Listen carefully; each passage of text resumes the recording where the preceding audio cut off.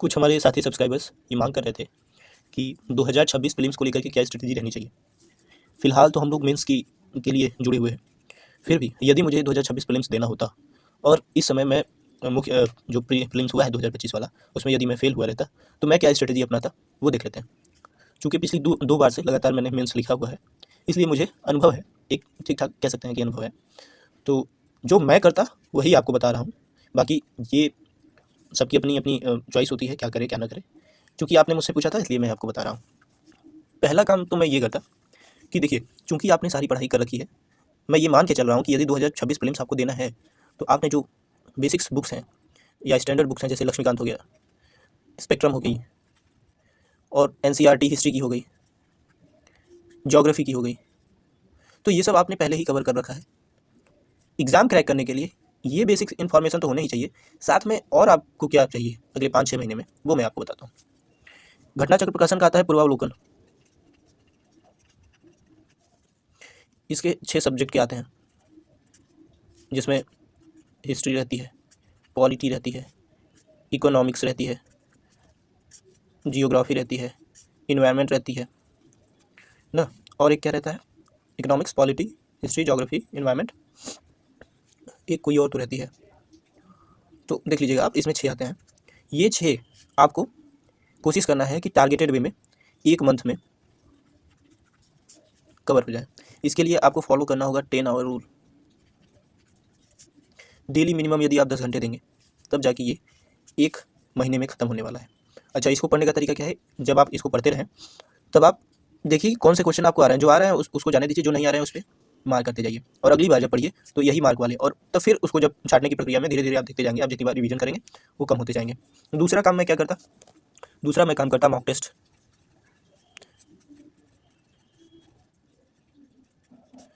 मैं इस बात पे विश्वास नहीं करता कि मैं 5 ठो कोचिंग का जो है टेस्ट सीरीज जॉइन कर लूँ, ना। अगर जॉइन भी करना होगा तो किसी एक का जॉइन करूँगा। बाकी का जो मार्केट में अवेलेबल है,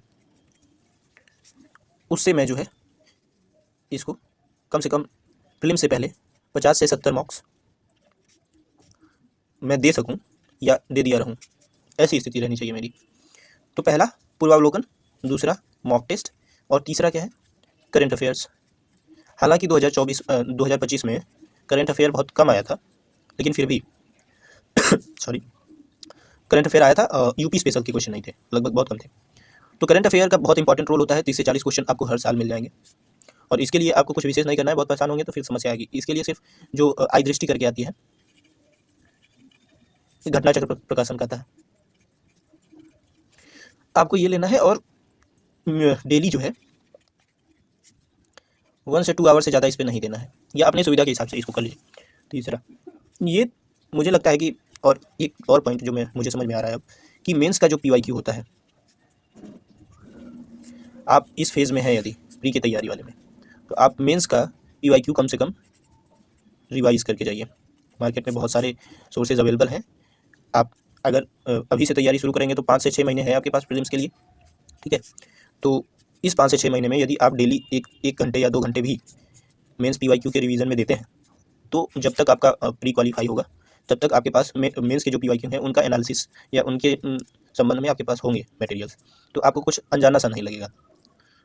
तो अब सबसे बड़ी बात है कि आपको सिर्फ प्रीलिम्स निकाल के कुछ हासिल नहीं होगा, आपको ये भी चाहिए। तो एक होलिस्टिक वे में आप इनको कवर कीजिए। मैंने आपको बता दिया है क्या करना है, कैसे करना है। मुझको पता है कि जो समस्या है वो है टाइम की। लिमिटेड टाइम में इन चारों को कैसे आप करेंगे, ये जिम्मेदारी आपकी है।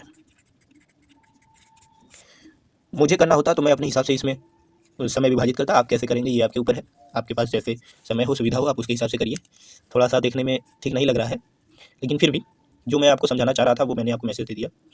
बाकी इसके अलावा मैं कोई और आपकी सहायता नहीं कर सकता प्रीलिम्स को लेकर के। बहुत ज़्यादा इधर उधर भटकाने की ज़रूरत नहीं है, जो था मैंने आपको बता दिया। अब अगर आपको ये पसंद आया हो तो लाइक शेयर सब्सक्राइब कीजिए। बाकी अपने मेंस पीवाईक्यू की जो पिछली श्रृंखला है जीएस2 की, हमने कंप्लीट करा दी है, उसका एक प्लेलिस्ट तैयार कर देंगे। अभी सोच रहे हैं कि जो फैक्ट बेस्ड पेपर्स हैं